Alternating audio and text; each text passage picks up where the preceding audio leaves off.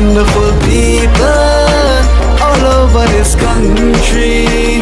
She is a beautiful Guyana will become the next Dubai, and we, the citizens of Guyana, are super excited to benefit from our homeland the same way the citizens of Dubai benefit from theirs. This is what life is like for citizens from the Emirate of Guyana will become the next Dubai. with wonderful people all over this country. She is a beautiful Guyana. So welcome viewers and listeners to another edition of Globespan 24x7, owned and operated by Mr. Nohar Singh, with Mr. Devin Bissoon as our technical operator tonight. Tonight we are discussing the proceedings of that conference in Washington held on September 27, 28, organized by Rickford Burke and the opposition parties of Guyana. Before we begin our discussion, let me first introduce our panelists tonight. We have Dr. Baytoram Ramharack, Mr. Deon, Mr. Ravi Dev, and joining us shortly would be Mr. Vincent Alexander. None of them is new to this program, and I will not bother to give them any further introduction. Before we begin discussion on our topic, we have a very brief video, this being Cancer Awareness Month.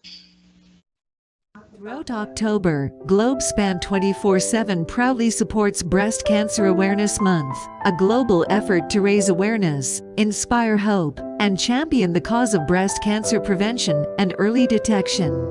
This month, join us in our commitment to spreading awareness about the importance of regular screenings, self-exams, and understanding risk factors. Together, we can make a significant impact on the journey toward a world without breast cancer. Globespan 24x7 stands with breast cancer survivors, fighters, and advocates. Thank you for that very lovely message. Now for discussion on our topic, the Washington proceedings as organized by Mr. Rickford Burke of Brooklyn and the opposition political parties in Guyana. Gentlemen, I was not in Washington. I'm sure you all were not there either.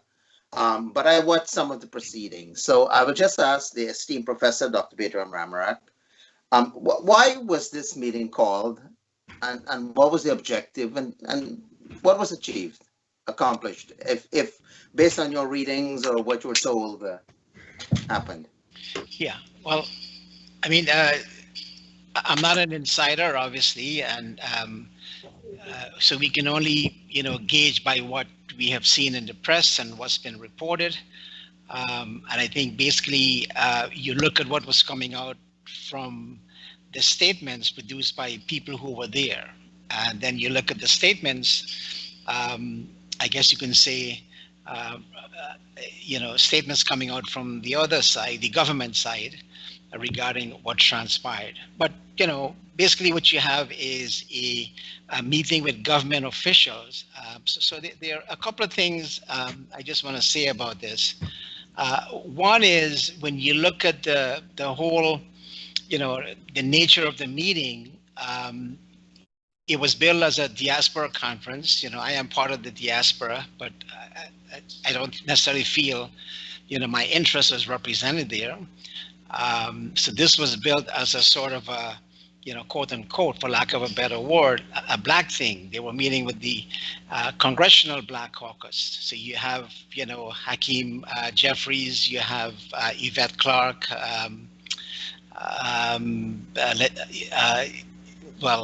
Hakeem Jeffries would be the key person, right? But there are others who are part of this Black Caucus who have spoken out about Guyana, Yvette Clarke, and of course, Gregory Meeks. Both of them have some ties with Guyana. The Attorney General here in New York, Letitia James, as also, she's not a member of the Black Caucus, but the point I'm trying to make here is that one, there is no denying the fact that obviously we do have a problem in Guyana, which is, the issue that we have been discussing here on a regular basis, which is the ethnic question. I have no doubt that there are strides that are being made with this new government in place. I think we are in a better place today than we were in the past. But be that as it may, this conference was built as if it was a conference, which I guess my Aja would call a sammelan, a meeting, to bring to the attention of brothers and sisters, Abimati, so to speak, because it was a black thing, about what was happening in Guyana. So we have that division there, and that conference, I believe, highlighted that. Hakeem Jeffries has been very vocal. He has been vocal last year when he had said in Brooklyn, that we won't tolerate racism here and we won't tolerate it in Guyana.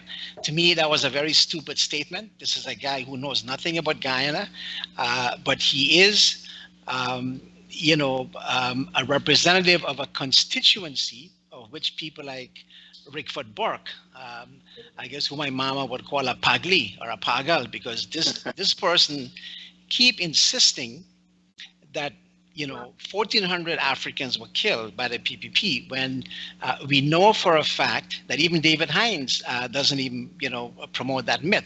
We know for a fact that Starpic News has done an investigation and says that is a total lie. So that's my first point. So there was an issue that we have to deal with.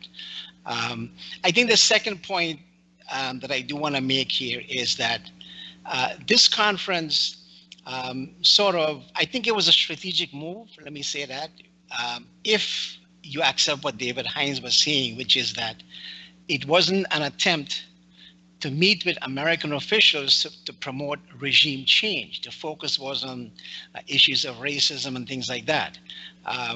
So the problem is you are looking for evidence of that. First, to begin from what we're reading, there wasn't much evidence presented, but I do know that whatever evidence would have been presented, and I wish Vincent was here, much of that evidence would have been based on what Ipadaji would have compiled. And of course, that's not evidence or data produced by the government. That is based on surveys and whatever they have done on their own. Because data would have revealed the true nature, of whatever issue that you're dealing with when it comes to racism and so on. So the point is this, that, and I'll end with this, which is that I believe, based on the rhetoric from both sides, more so the side, with the meeting with the Congressional Black Caucus, I believe that it would have been much more productive if Hakeem Jeffries and members of the Congressional Caucus had actually paid a visit to Guyana, as opposed to letting people like Rickford Burke influence, their mind. And I think by making that visit as a fact-finding mission to Guyana, they would have had a chance to be presented with data from the other side, as opposed to, speaking from the pulpit in Brooklyn, or, from Congress. So that's my general synopsis of that. I have a few things else to say, but I'm going to leave it at that for now. Deon?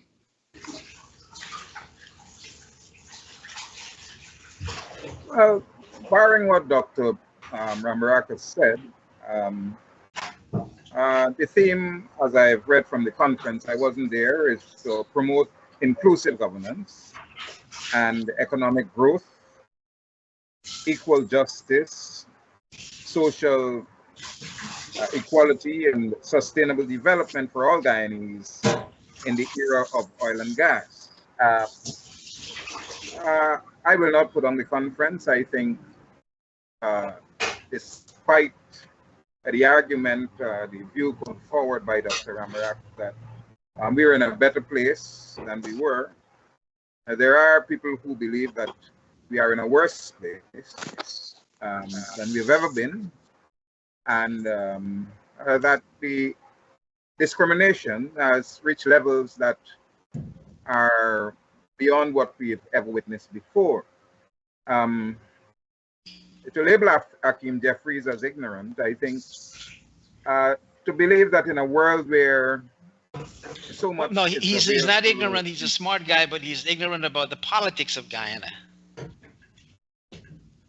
yeah, but why do you assume that he's ignorant about the politics of Guyana when we study the world through all of the information that is available to us, through all the media that are available to us? You see, we have to understand that politics now is not merely a matter of being local. There are things happening across the world that people don't know about. All right, and it's not made public because the media does not capture it. The international media ignores it, and then the local media does not put it forward in a way that the world will be aware of it. We have wars in Africa, in Europe, I mean, in Asia, all about it, places that people don't hear about. People are suffering tremendously in Mexico and all these places. And making the world aware of what is happening can change the dynamics of relationships between the parties that are involved. And I think this conference that was organized by Richford and his colleagues is basically to bring to the fore. And you're saying there is not evidence of this. I doubt you on that, because you yourself have said on this program on many occasions that data is not available, and the data is not available because it is not being made available, because a lot of the data rests with the government, and we can't get that data. All right? What we are able to get is like our simple things like Council Use would have disaggregated some information about roads in Region 5. I myself went through the villages here to show the disparity in terms of development in Indian communities and African communities and so on. I don't know if you watched that. All right. So what we have to do is to present the little that we can capture outside of what the government holds to its bosom. Right? You only hear things when people scream about it. You would not have known that, you know, Exxon would have escaped with $211 million, all right, unless somebody from inside who would have felt, you know, that pang, that pain and hurt would have sent it out to the public so that people can know of these things that are taking place. The PPP's machinery is one that is so greased, so oiled that it's been stealing the spotlight in terms of telling people of the world what it wants to tell them. And so the fight back now is to make people understand and hear the other side of the story. And you can't fault people from making their side of the story known. And I think the conference is justified in doing just that. 300, I mean, Rick Ford was saying that some $300,000 were used to hire a public relations firm just to say what the government wants the world to hear. And in Guyana, there is a deliberate attempt to shut down any African program or any African, you know, action that will make the world aware of what is happening.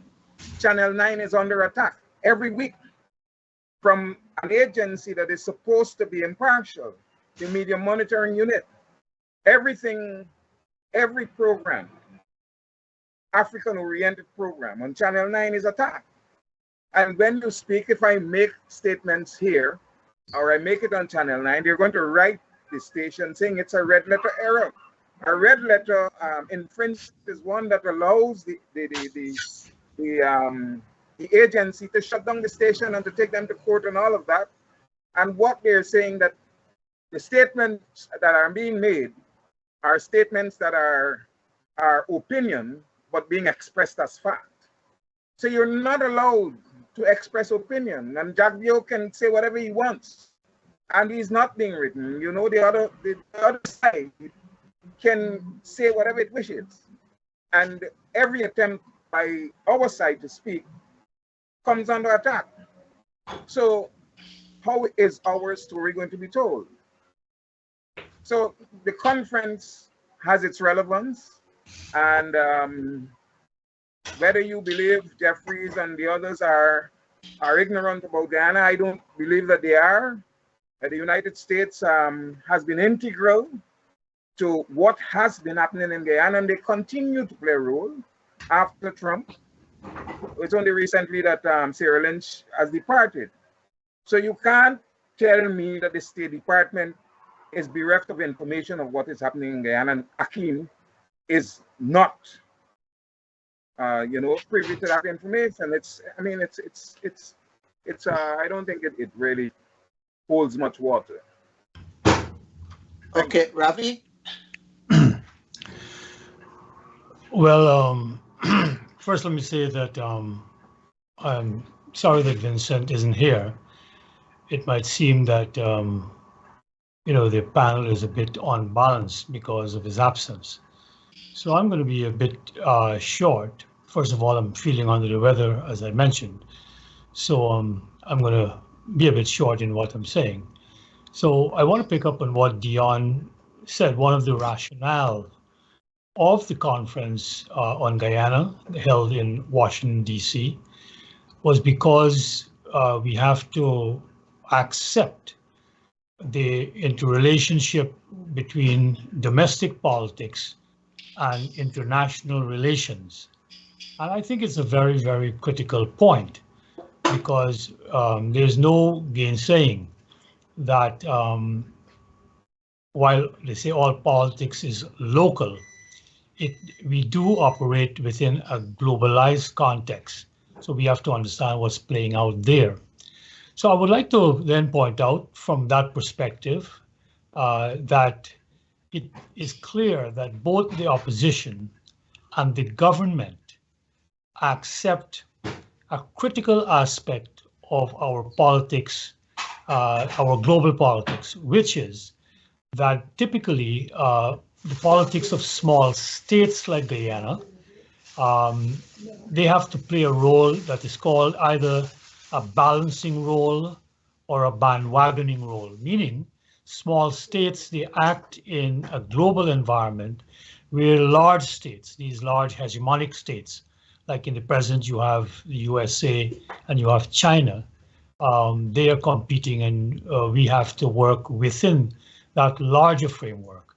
So what we are seeing, therefore, is that both the PPP and the opposition, they are playing what is called bandwagoning, meaning they are accepting the prioritization of American interests, and therefore they are playing to the American gallery. We are not balancing, meaning China is not getting a very heavy play, because in certain situations there are certain, and we see this in Africa right now, coming back to what Deon alluded to, you have the entire Sahel region in Africa that are now trying to balance things. They're moving away from the West, and the Chinese obviously will play a bigger role. So they're playing the balancing role that small states can play. So coming back to that then, let us accept therefore that both our opposition and government in Guyana accept American hegemony in Guyana at least, and most likely in the region. And so that's important, because the narrative after the May 2nd elections, which was finally decided by August 2nd, 5 months hiatus, there were cries, that continue to be cries, complaining that America had installed the regime. So the phraseology has almost become a single word, the illegally imposed regime, illegally imposed, sometimes apartheid regime. For whatever it is, therefore, that was an implicit criticism of the American role.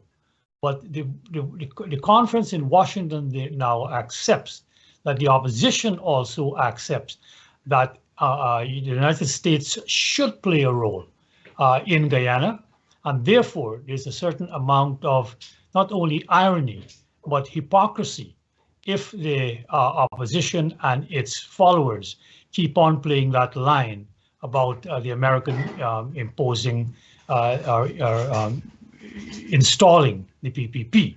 Because by and large, what you're calling for in Washington is to influence lawmakers in Washington to change, whether you call it regime change or not, if you want the opposition to go into government and the PPP to come out, that is regime change.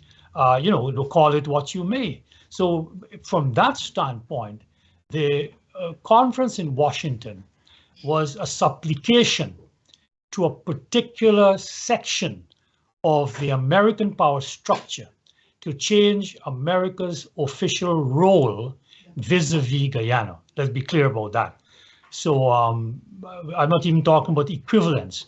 The PPP at least denies any role by Sarah Ann Lynch, as Deon implied, that she finally left, as if her being there played some kind of critical role sub rosa, not the open one she played in calling out the riggers. So I want to make that very clear. It's an important point, and it's an important point in going forward, that both the opposition and the PPP government accept an American role in our domestic politics. Now, this is nothing new. The question I want to follow up on something Dr. Ramharack raised, which is, if we are talking about calling for an inclusive government, it is rather anomalous, to say the least, to come up to Washington and only speak to one particular section of the American power structure, which is the Congressional Black Caucus. Basically, what it came down to, that what was being invoked was an appeal to race, to say and to imply, and I think it's an insult to the Congressional Black Conference, to imply that they are only interested in what happens to African Guyanese in Guyana, or they have some greater affinity just because of their pigmentation and their hair texture. I think that's an insult. And I think the conference, and I think the participants from Guyana and the organizers, I think got a very serious wake-up call when they were asked for evidence. There's an old famous commercial in America when Wendy came out and challenged McDonald's for supremacy in the burger business, and Wendy's slogan was very powerful. Simply, where's the beef? You're talking, you have a burger. Where's the beef? Showing that basically the McDonald's burger didn't have much beef. Where's the beef? And I think that was the question posed to the delegation from the opposition to Guyana in speaking to what they thought would be an audience that would overlook such basic rules of engagement. And coming back to Deon's point, which is I don't think is a valid one, because I wrote an article in my column and it was published in both Stabroek and Kite Shore. So it certainly got wide circulation, pointing out this anomaly that after the PNC came out and bludgeoned the PPP between 1998 and 2000 in the streets of Georgetown, the PPP was forced to make concessions to improve the democratization of Guyanese politics in general and in sharing information in particular. And so there were created 4 sectoral committees: Economic Sectoral Committee, the Foreign Sectoral Committee, Social Services, and the Natural Resources Sectoral Committee. What these committees, first of all, how they are structured, the four of them are divided every year and chaired by the opposition, and then it rotates.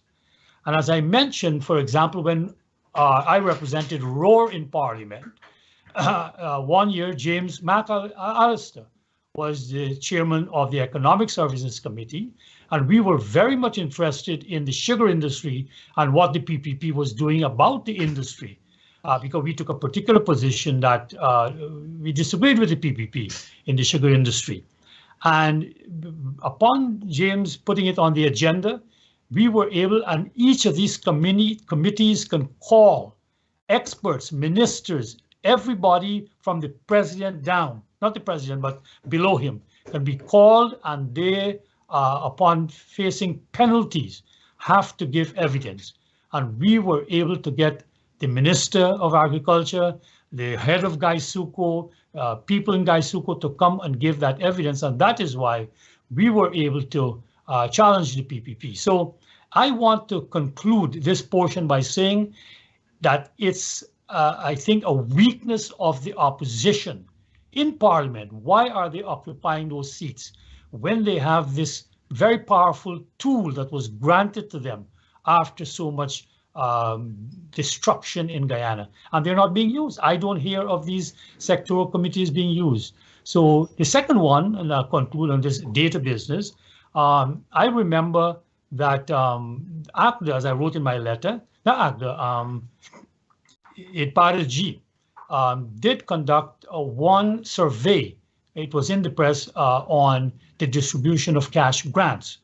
And I thought at least that survey data would have been released. There wasn't a single detailed survey data that was presented at the conference. So I'd like to conclude on that note.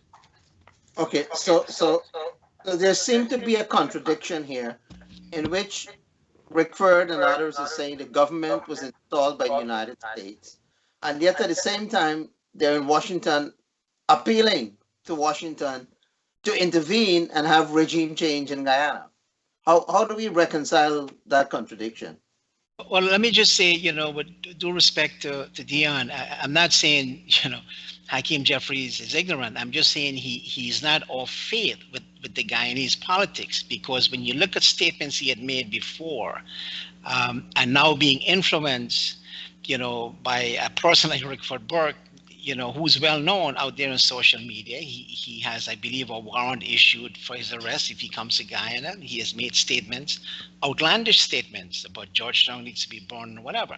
Now, be that as it may, all I'm saying here is that Hakeem Jeffries would have done himself better if he had said the best thing for him to do is to take a fact-finding delegation to Guyana, because one of the arguments that people, and even Mr. Dev, when he came back to Guyana, was that, well, he lived abroad for so many years, he doesn't know what's going on in Guyana. There's a lot you can gain by being in the trenches and seeing and talking to people. But if you're being led in a whispering campaign by one side of the equation, now there were some Indians, who were part of that delegation. So did they bring up the other concerns about the Amerindians or Indians, or was it just all about your problems facing Africans? So my point is that being part of a mission into the heart of the place we're talking about, and being exposed and seeing information, whether it was a video presentation that Kathy Hughes did or whatever, and then talking to opposing sides, just like the way we're doing here. We're having a discussion about both sides, right? So that was the point I was trying to make about Hakeem Jeffries. He has my respect. He's the minority leader of Congress. Now, let me just make this point though, about one of the other things that this conference remind us about is the fact that, as Mr. Dev was saying, we are living in the shadows of the United States. Textbooks have referred to the Caribbean, Latin America, and so on as America's backyard. So on the one hand, and again, it brings out the contradictions, right? So the contradictions are there. And also we seem to forget the historical role that the United States has played. And I remember when Secretary of State Pompeo went to Guyana, you look at the things that were written in the letter section was that, hey, this is the first time, a major American leader is coming to this country. So, hey, Guyana has to be important. But we forget that there was Carter in 1991 who went there to help resolve the question about elections. And through him, we had an election that was held in 92, and he played a pivotal role. Before that, Eisenhower came to Guyana. He went to Atkinson Airfield. This was part of a policy of America where America gained access because of this Lend-Lease program to military bases around the world. And we also forget that an American president, I believe 1916 or 1918, about there, Teddy Roosevelt came to Guyana. He went into the interior. And of course, at that time, we talk about King Sugar today. There was, if you want to use a euphemism, King Bauxite. Bauxite was important because the industry was being developed at that time. He was invited by a commercial and agricultural committee that existed in Guyana at that time. So the point I'm trying to make with this historical rendition here of America's role is that we have to recognize that America will play a significant role. The Black Congressional Caucus, generally speaking, do not oppose America's foreign policy. They will go with whatever prescriptions is being made by the State Department and the US government. Now, they have in the past have focused on things like apartheid and problems going on in Africa and so on. But a situation like Guyana would be very ticklish. And again, it comes back to, understanding the nature of Guyanese politics. When Forbes Barnum came here in the 60s and he met with Johnson, Johnson said to him, look, if you can, secure some kind of multiracial support, then we will give you support in the 1968 election. He couldn't get a lot of Indian support, but he did get people like Muhammad Shahabuddin and Sridhar Ramphal and so on. My point is, the United States will be very concerned, at least the policymakers, not Hakeem Jeffries. They will be very concerned about any overt or aggressive intervention in Guyana. I don't see anything that comes close to a military intervention. And this was the point I was making about a strategic plan by the group that met with Hakeem Jeffries. They have abandoned this whole notion of regime change. But yet, these are the same people, the same group of people who are calling or saying that this government is practicing apartheid-like policies. So America will play a role. I don't see the United States tilting to the other side. Obviously, Exxon is there. Exxon will protect their interests.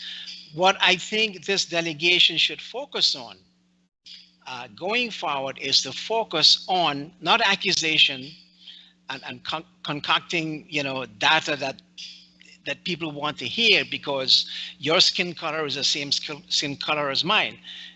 They would be better off focusing on addressing issues that they feel are serious issues in Guyana, coming up with, institutional, modification, recommendations, a plan, proposal, as opposed to making accusations. Because it seems to me, and again, I wasn't there, but based on everything that's coming out, it was a sense that the folks who went there to meet with Jeffries, in their mind, they were saying, look, we're all brothers in this together.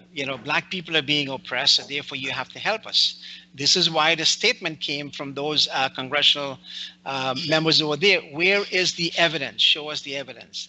And so I think if you're banking all your hopes on the United States, asking the United States to promote regime change in Guyana, that's not going to work. So I think the strategy has to be different. The focus has to be different. And this is the last point I want to make about this. when we have this kind of discussion, I'm always conscious about the fact that there is a missing link. And for me, that missing link is, where is the Indian voice or the Amerindian voice or the other voices of Guyanese people? I don't see it here. And I am going to repeat what I have said many times on this program, which is that there is an assumption being made by Deon, by David Hines and Vincent and everybody else, that the PPP speaks for Indians. And I'm saying that is not the case. The PPP speaks for all Guyanese, whether, and I want to be careful how I said it, whether they believe that or not, they speak for all Guyanese. But the important point is they do not, and I know this will sound like an outrageous statement, but they do not speak for Indians. And I can, if you want me to give you the evidence, okay, well, there's Indian Arrival Day and so on, and we can go down the list. But the point is, and I want to leave your audience, if they're watching about, and if they're concerned about this, where is the Indian voice? Where is the Indian narrative in all of this? So we don't hear that, we don't see that. And so all we're looking at and hearing about is there's racism. So therefore that has to be addressed. It's the Black concern that has to be addressed, but the other Guyanese don't have that voice. So therefore we're not having that discussion about how to fix that problem to address the concern of all Guyanese. I know Okay, Deon has some issues with that. So Deon, you got a full plate there. Yeah, well, let me start with Ravi and the committees that he is speaking about. I don't know, just as Dr. Baytoram is suggesting that, you know, the focus of the African community should change. These committees that Ravi is talking about, what is the status of these committees? What is the status of the Public Accounts Committee? What has been happening in Parliament to have these committees function in the way that they should? You're speaking of a time that it seems where there was some leverage in terms of McAllister and you, Rohr, and the others being able to make an impact in changing situations in the sugar industry and in other sectors. Has the Public Accounts Committee been able to do its work? Are these other committees, many of the constitutional agencies that should have opposition members, has the government appointed any opposition member to any of these committees? I mean, you know more than I do, so you can probably inform me, right? The question of the State Department, Americans' role in the politics of Guyana. I mean, America has played a role, as Dr. Ramharack has said, and we expect that it will continue to play a role. America has been deeply involved in the politics of the Caribbean and in the politics of Latin America and all across the world. And it's not a far-fetched idea or proposition for us to believe that, you know, they can make a difference to what is happening here. That what we want to see, even if we approach the Congressional Black Caucus, to have them be some medium of influence in the Congress, then I don't see anything that is wrong with that. But the question of the Indian voice, I don't know how we can segment the PPP. You were saying they speak for all Guyanese. I don't know that they do. We have our different opinions on that. They mouth one thing, but their actions speak differently. This whole business of One Guyana is something that is questionable, and you will want to say, provide the evidence. All right? I mean, look at the disparity of the roads in Buxton, all the way from Kitty coming down, all the East Indian villages have roads where dams were. The African communities have nothing. They're still having roads that were pre-PPP, 23 years of PPP, nothing was done to them.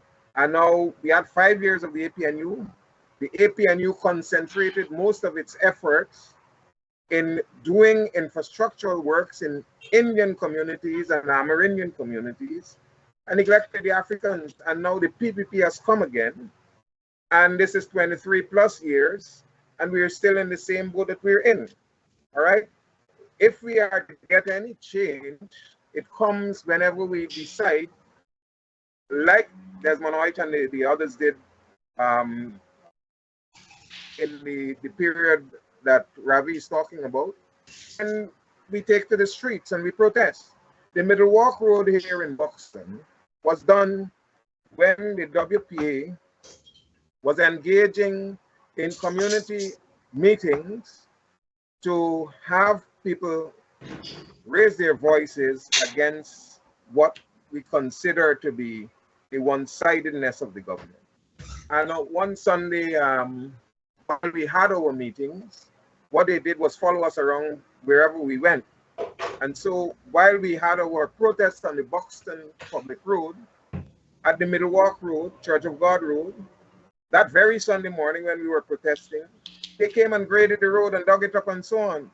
Right? The Chinese came and dug it up so that when the cameras came, all right, when they were shooting, they would have said, well, look, work is progressing and these people are protesting. But what happened subsequent to that? What happened subsequent to that? Nothing. That one stretch of road from the public road to the railway embankment was done because they dug it up, they had to do it. But go beyond the railway embankment and see what is happening. Go to other parts of Buxton Friendship, go to Vigilance North and Vigilance South, and check the little stretch where the Indians live to see the disparity between development there in terms of infrastructure done by government as against where the Africans live. All right. And so when we speak about, you know, evidence, we who live it, feel it, and know it. And we speak it.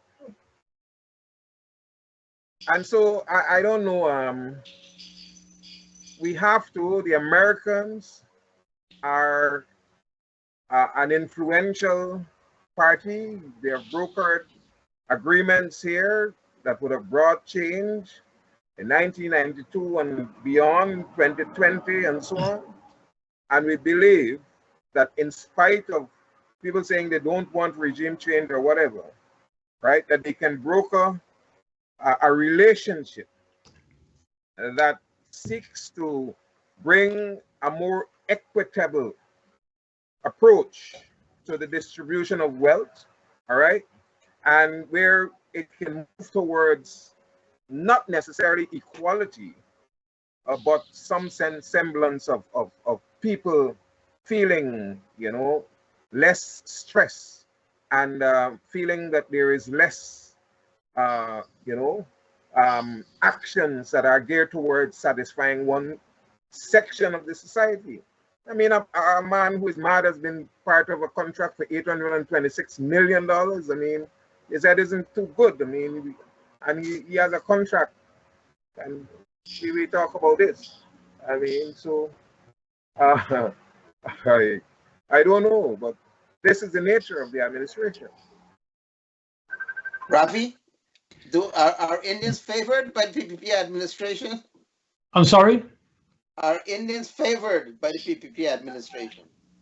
Well, again, we come back to the position that we have to take, that we can't make these accusations without hard evidence. And this is politics, and we should not have to repeat this in this data-driven age where everything is digitalized and it ought to be on some file somewhere.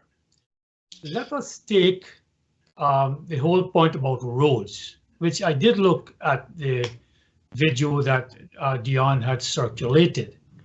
And you see, I could say the same thing. I live on West Demerara, and nowadays I don't travel as widely as I used to do when I was in politics, which was across the country. But in West Demerara, I went to the African-dominated villages of Denamstel, Dikendron, what do you call it, the other one of Vege, Vorgenugen, and the roads there are on the same level. In fact, the people in Hague always complain that Denamstel, which was a proprietary African village bought by Africans after emancipation, that Denamstel is the Dubai of West Demerara. Trust me, that's what they say, because they have most of the development.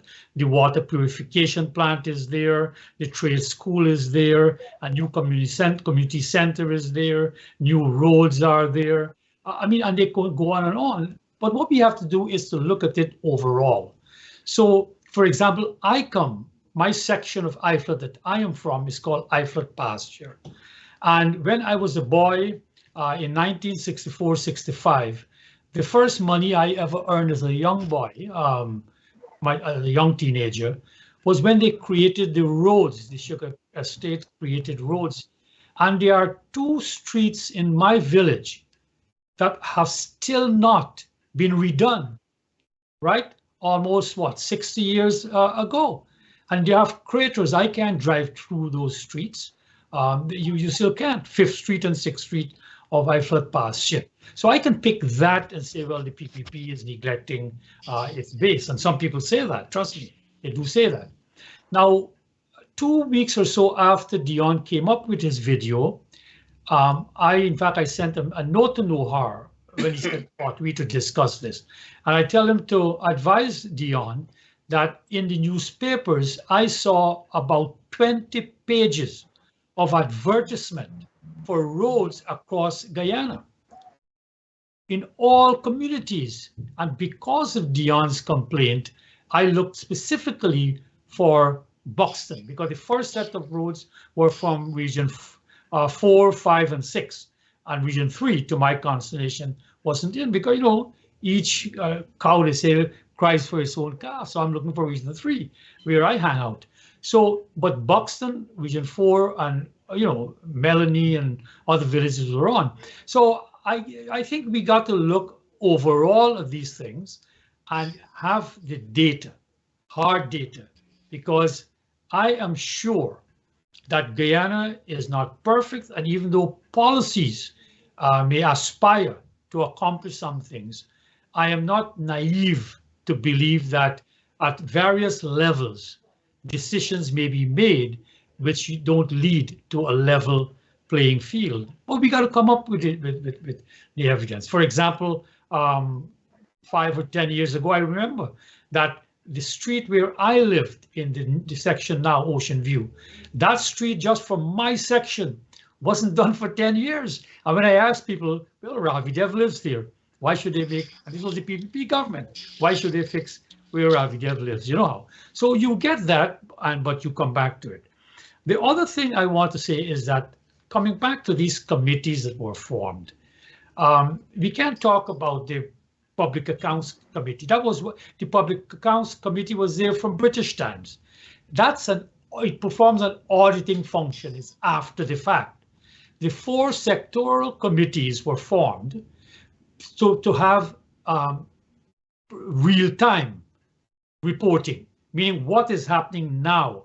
I remember Andai spoke to me in 2005 when she felt through her Red Thread organization that certain communities were not being given help in the floods of 2005.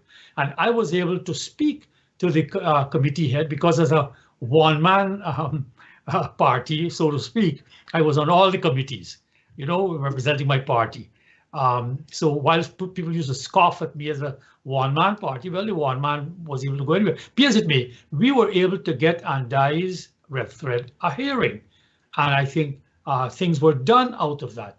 What I want to say right now 2 of the sectoral committees, it rotates, so I don't know right now what happens, are chaired by the opposition. And if, for instance, that is not done, they have to initiate that. There's a parliamentary management committee. If the parliamentary management committee is not meeting, that is what the opposition has to be doing, using the tools that are given to them. I once was very rude to President Carter in that same time frame when he was talking something, and I said, you don't really know Guyana politics, and you just can't come and think that you set up some institutions. The institutions have to work. So Deon, I am saying here and now that if those 4 sectoral committees aren't working, which can give you all the data you want, the opposition should be making a lot of noise, take this government to court, because that is now, those are constitutional committees. The constitutional questions can be raised, and those are the concrete things, rather than being on a soapbox, making these claims that can be proven. Now, the last point I want to make to move on, coming back to the government's role, we have proposed, and we have never strayed from it, that we believe in an ethnically fractured country like Guyana, that the government, knowing these claims will be made, because it's the easy thing to do, it's the populist thing to do, man, we ain't getting attention. It's always going to be done. That the government should issue what we call ethnic impact statements, which is to wit that before you embark on a policy, say like house lot distribution, people are going to complain from the other side, so to speak. So therefore, we believe, and we have called for this consistently, the government should look at when it allocates and issue this, because they know. And how do I know that they know? Because Prime Minister Mark Phillips did come out with a statement either earlier this year or late last year to say that after 11,000 house lots were distributed, about 50% of them were distributed to African Guyanese, even though African Guyanese comprise merely 29% of the population. So what he was saying, that African Guyanese are getting a disproportionate amount of house lots. Now, it could be that he's blowing smoke up, where in other regions. But be as it may, these are matters that the opposition has to then check. We can do Baytoram back in 2000. That's what made our group different. We ran what are called stratified sampling, right? Beto came in and we categorized villages across Guyana being African, Indian, or Amerindian. You don't have to check the whole country, but through stratification, you can then do small surveys that is within the ambit of what the PPP, the PNC, or the opposition group can do, or IPALG can do, and run this and then say, hey, this is our data. This was the sampling methodology, and this is what we found, that no, African Guyanese did not get 50%, or you merely confirm it. So all I can say is that and when I speak, people don't understand that I was in the opposition benches for the 5 years that I was in Parliament. And when we coalesced with GAP, another opposition party, GAP Roar sent an African Guyanese member to Parliament, Everell Franklin. You know how? And Everell was part of the group that formed APNU. So it's not that we're just going to speak for one side. We have to be able to speak in a language that is across the board. And that is what I am saying. I speak very respectfully that the opposition in my book has not been as diligent, and some would say they've actually been lazy in using the institutions that exist, whereby they can get this data and whereby they can be much more effective, whether presenting that data to the Black Caucus or presenting it to other institutions in America, because I agree we have to influence America. Incidentally, the PPP lobbied. That was a PPP lobbying group that they hired. It wasn't a government lobbying group. Okay, that's my take on some of what was said. And I'm Dr. losing my Ramharack, voice again. anything to add?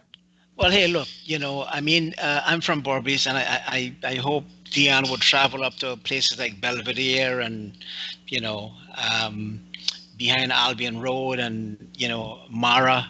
Guava Bush. Or Guava Bush, or in the hinterland where the Amerindians community live. And I'm not talking about the conditions of roads. I'm talking about the standard of living and where those people are affected by every single thing you can think of. And they do have mud roads, by the way. And they're living with that, but they're also trying to eke out living. But things are happening from what I see. Things are changing, right? So I can say that much. But there are problems there. But I do want to reiterate, and we have been very consistent about saying this, right? In terms of, this whole notion of having access to data. I do disagree with when and I don't know if he really means this, when Jack Dale says, well, we don't collect ethnic data. I think he was responding to this question of that video that Nigel Hughes had produced, right? I think that's a terrible mistake because you're living in a society where you do have to do that because ethnicity and race is an issue. Not just for informing social policies or making and implementing policy, but it's also good for studying and understanding society, right? How these societies are impacted. So certainly data is very important, and we have to start collecting data, but it can be skewed.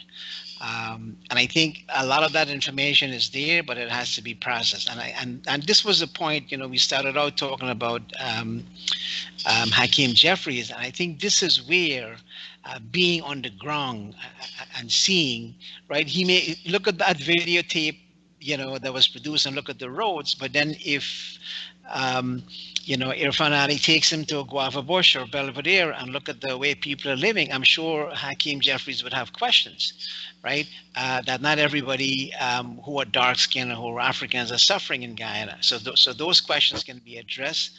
And this whole notion of an ethnic impact statement, and basically what it is, it's simple. I know Henry Jeffrey had supported this. He called it by a different name. And basically what it is, you're looking at government programs, who benefit, who are targeted, and you want to look at a study on how people are affected by those policies. And then you come back to the drawing board if you feel they're not adequately impacted in a positive way. We've also talked about this whole notion of affirmative action, right? Hakeem Jeffries knows very well what that means because there are programs, there are contracts that are reserved for minorities, Hispanics and African Americans and so on, who traditionally have been excluded, right? So we have supported all of those things. Now, it doesn't mean that affirmative action has to be something that you will have, continuously until the cows come home. But it is another policy aside from this ethnic impact statements that we have talked about, which can correct some of the wrongs. Let's see if the Amerindians are not getting access or their community are not rising up to the level as was projected before these programs came into being, then you have, studies. You can look at these impact statements and you can continue with affirmative action program. If, for instance, Deon can make the argument, a convincing argument that there are many minority business companies that are not getting access to government funding, then that's something you need to look at. But if there's an absence of those companies, then that's a different argument that you're making. So my point is, government can address these issues, and I do believe that the data has to focus. It has to be focused and it has to be available, and it can be one-sided. It can't be based on your surveys that you've done, which is primarily based on the emotions of people. You ask a question like if you're doing a voting survey, do you like this person or do you like this person? That's not the kind of survey I'm talking about. It has to be comprehensively done and have meaning. And I think that's one way. It's also a way for the government, right? And it's not just for just the opposition. It's a way for the government to now make a strong argument and say, look, here is the data. This is the number of money that was allocated. It was allocated to these, 4 or 5, councils, regional councils. So therefore, let's look at the impact. Okay, and if some people feel that they have been slighted, then you come back to the drawing board and you take that same policy and you try to correct it. That's not an unusual thing to do. That is something that the United States has done over and over since things like affirmative, action has gained currency in the United States. And I think those are things that can be done. It doesn't take much to do it. My problem with, with this is that it's not being seen as something that should be done because some people believe that we don't do things on a racial basis. We don't separate people by racial groups. But the reality of Guyanese society and our politics means that you have to do that, right? Because it will temper. When you have the data, it will temper the dialogue and the discussion. And that discussion can be fruitful because we can now say, here's the data. So how do we move from point A to point B? And I think that's the approach we need to take. And as I said, we have been very consistent, whether we were with ROAR or the Jaguar Committee for Democracy and so on. In all of our writing, we have been saying those things consistently. So what I'm saying, Deon, yes, I do have issues when a person like Mr. Boston is being shot in the dead of night. There are issues in our society, and we will continue to speak out about those things. But when we're dramatizing it to an extent by using aggressive narrative that blows things out of proportion, that middle space disappears, and we are now poles apart, and we're not interested in looking for common solution. We're trying to tear down the other side. Okay, Deon, response? Yeah, I I am not against data, and of course, going to these villages, what you may want to call them, backwater villages that Baytoram spoke about. But you see, you have to look at the proportion. I mean, and as you were saying, you need data to you will tell me that you need data to reflect that. Because if you look at for me, I mean, along the coast here, if you look at what has been happening from Kitty all the way to Mahaika, and you check the African villages and the Indian villages, in Boxonair, I am aware that they're to do at least 4 or 5 roads. These are not major roads. The sideline dam is from the public road to the CD fence. There's a street right near where I'm living here that is to be done, that is just about over 200 yards long. And there's another short street, all right, but the major access roads are still going to be left undone, all right? The major access roads, and I mean, we talk about the fact that, taxis don't want to go there. If people get sick, they're not going to go there. We talk about the fact that, millions of dollars were spent in the Buxton Back Dam to help with the Rural Agriculture Development Project, which Ravi said he was very appreciative of. Since the PDP came to power, they abandoned that project, all right? And we are basically scrunting for survival in the Back Dam right now. A major bridge that was being used by for access by farmers there, it had to be decked by a young brother who was just about in the early 40s. He had to buy the decking to cover that bridge and to tar it and to make sure that it's usable, because he has to use it to get to his farm, all right? And so these things we talk about, and if you look at the proportion of villages, Cove and John and all these places where you have people living, poor people living in one street, and that entire street was done, and you have the village next door, you know, Victoria and so on, that is still in the state that it was over 30 years, you know, of non-development.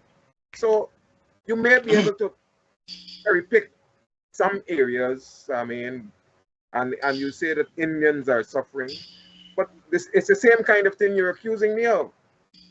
That I'm, you know, simply pointing to a few things and blowing it up as the whole, when in fact, you know, it's not reflective of the macro situation. And so we are both on the same plane at that level. Accommodation in politics is critical to moving forward. And the statements that have been coming from the PPP at all levels demonstrate that there is no intent to accommodate the opposition. There seems to be, and this is, you know, I mean, you may want to tell me, provide the evidence, because that's, I get the sense that's the drift of everything that we say, that the idea is that whatever is done, whatever takes place, must be from the PPP's perspective, that inclusion, which the conference itself focused on, is not something that the government wants to entertain. And this whole question of having data, some of the data, of course, we can go into the new housing schemes, and we can do the surveys that you talk about to have samples to determine this distribution that they're talking about. But we have the Central Housing and Planning Authority, and for years, Ravi, I'm sure you two would have been calling for them to present the data. As the Prime Minister would have touted, you're saying that there's a disproportionate amount of house lot Africans when we're just about 26% of the population. Why don't they present to us? Eastville back, Annandale back, so many house plots have been given, publish the names, the identities of the individuals, so that we know that, okay, we can count that in this area, 1,000 house plots have been given out, that we can say, well, look, this percentage has been given to Africans, this percentage has been given to Indians.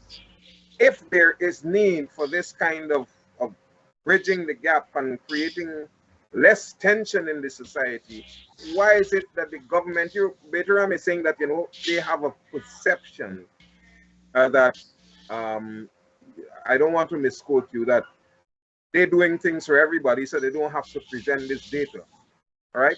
But if you know that you're living in a society where people have a perception and they feel that they're being wrong, because when they see in the news what is transpiring and they read in the newspaper, and then you hear the utterances of Jagview and so on, and they are feeling hurt and ostracized, and then this data that you're talking about, why isn't it that they're presenting it so that people can see for themselves that this is indeed the case, that what we are saying as persons who are feeling aggrieved, that our views are not true? Why is it that they don't want to do that? Is it that they have something to hide?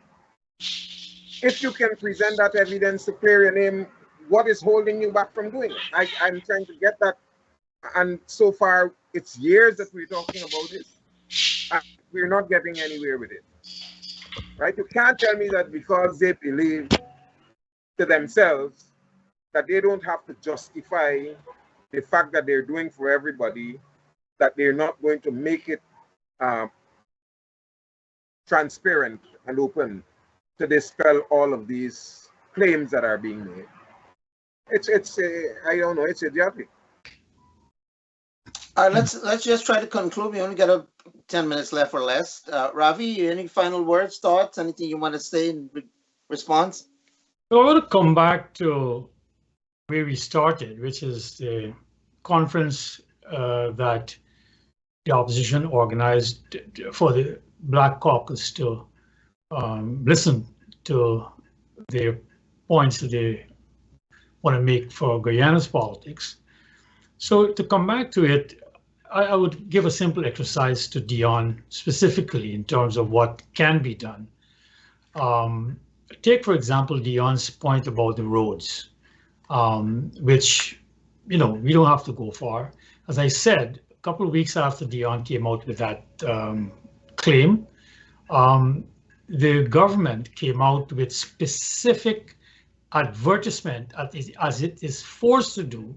For any project, it has to advertise it in the national press.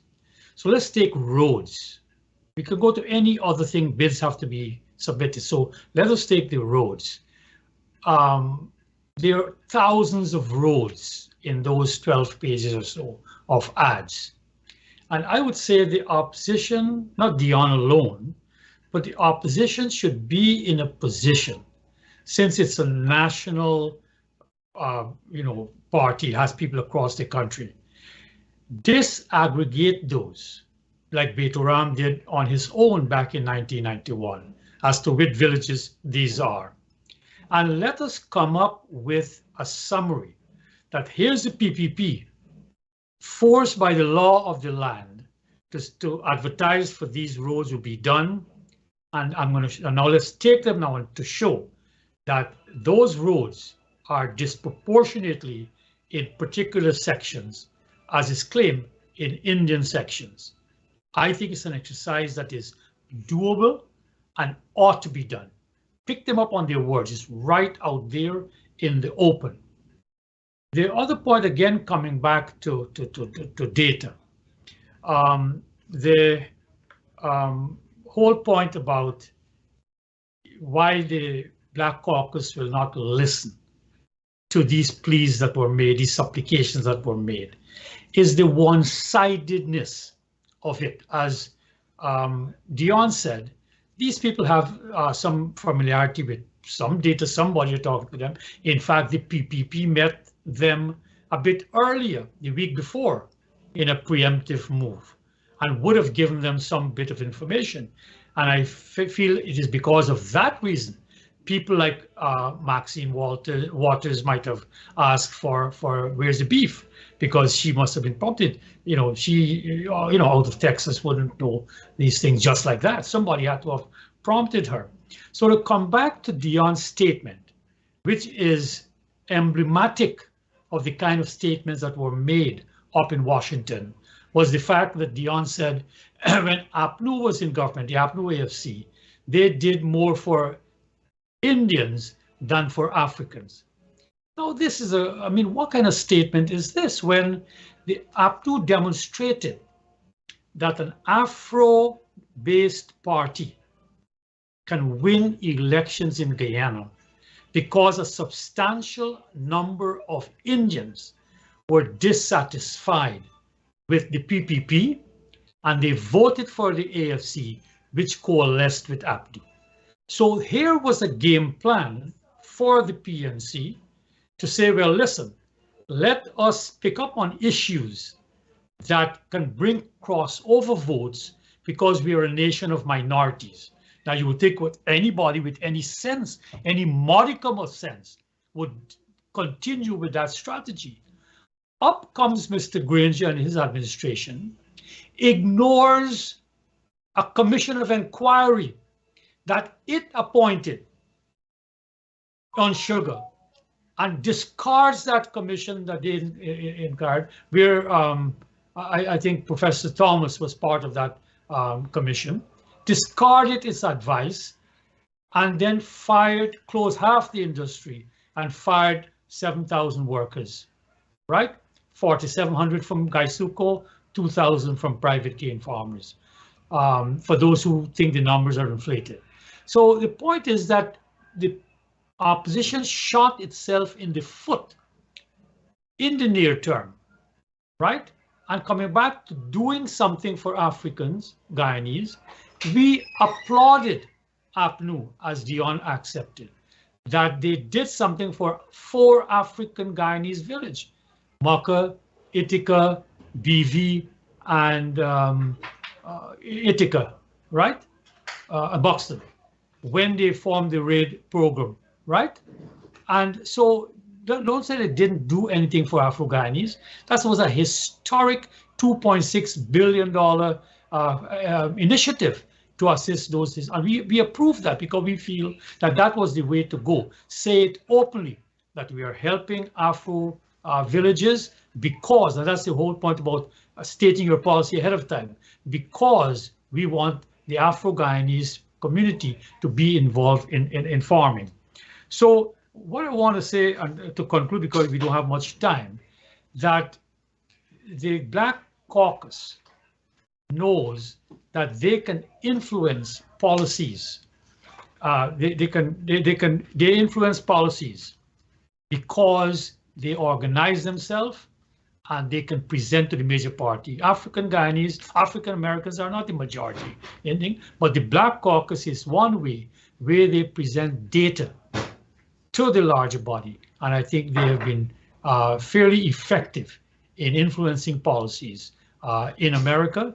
Take, for example, the whole point about African Americans being arrested in disproportionate numbers and being killed disproportionately after being stopped at traffic lights.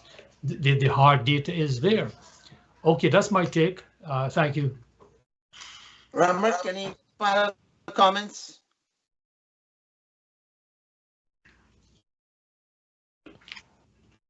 Dr. Ramharack, you're on mute.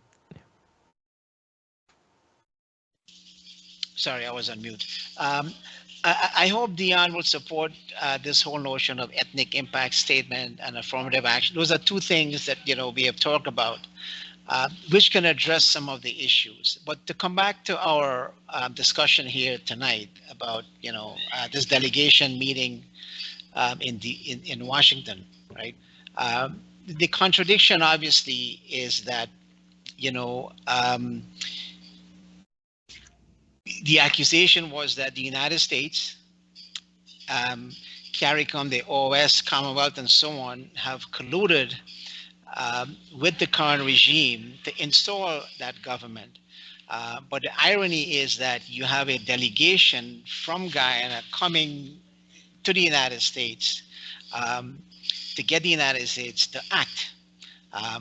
Now, they claim that they're not promoting regime change. But however, one of the things that I've said before in our history is that, we can have a positive outcome to this. But if it comes back to this whole notion of a fact-finding mission. Now, Hakeem Jeffries, I'm sure he knows that in the past, the United States has been very pivotal in promoting change. Again, going back to the Carter Center in '91. They have played a role, which kind of stymied us, obviously, in the past, but things are different today. And I think in that sense, Hakeem Jeffries, if a sort of a fact-finding mission can be, can become a reality, he can maybe be a force to encourage that sort of national dialogue between the opposition and the government. I do hope the PNC, APNU, can give up their notion now, since they're appealing to the United States, of saying that this is an installed regime. The two leaders can shake hands and they can kind of move on and continue with that national dialogue with the United States, and perhaps maybe Hakeem Jeffries playing a sort of a advisory role, so to speak, because you don't want the United States meddling in Guyana's affairs, right? Nobody's going to tolerate that. or oppose that, even though we're a small country. There's not really much we can do about that. But the point is, that can be something I see as a positive thing that comes out of this.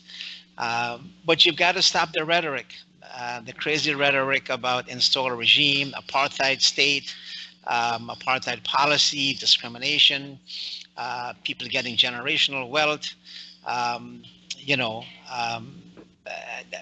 at some point you have to recognize that there's wealth for everyone. So I do want to end on that positive note, that wealth can be filtered down if we can get to that stage, where we can move beyond looking at the roads or the way people are living in Berbice, and have that roundtable discussion and move on. Again, perhaps with Hakeem Jeffries, not Rickford Burke, but Hakeem Jeffries, maybe playing a role in promoting that national dialogue. Deon, you want to finish up in a minute? Let's close off. Yes, I have no problems with. Dr. Jeffrey has been pushing very hard for this kind of information to be presented, where you have ethnic impact statements, and you have been pushing for it. But there is no sense that the government wants to go in that direction. We're hopeful that they will. Your call for, I don't understand you calling it, ironic and trying to make it look as though it's something that is totally, foolhardy for the opposition to have claimed Americans intervened and brought regime change here. And so they shouldn't go to the Americans to have them become involved in changing the situation that is prevalent within the society. I mean, the Americans have a sphere of influence, and we fall within that sphere. And historically, as you have said, they have played a role in bringing change to the situation here. And if we have to go to them have them, not only Americans, but the powers that be, that are influential in the world politics, that we have to make representation to them, because politics is not one that you can confine to your own society. It's not like that anymore. The politics is part of the global, understanding and relationship that exists.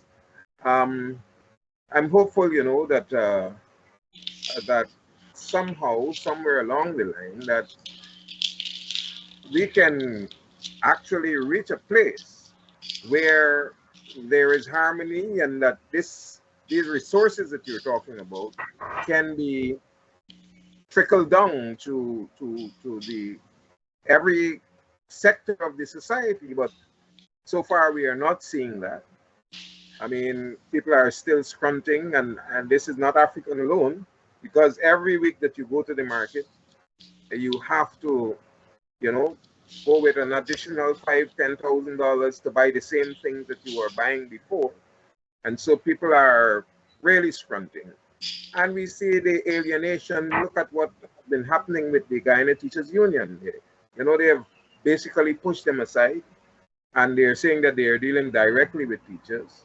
And what have they done? They haven't made the teachers' lives better by what they're doing. It's just patrimony and basically giving a little icing to decorate the cake. But when you have to eat the cake, it's still of the same portion. It doesn't fill the need and the gaps that are there. So there are issues, and to pretend that there are not, and to want to derail the opposition's approach to one of accommodation and condescending, I don't think that will really bring us the kind of change that we're looking for. Okay, I'm afraid that will be the last word. Gentlemen, thank you for taking your time out from your very, very busy schedule and joining us tonight. Look forward to joining you again in a couple of weeks or so. Good night, all. Best wishes. Good night, gentlemen. Good night. It was a pleasure being here.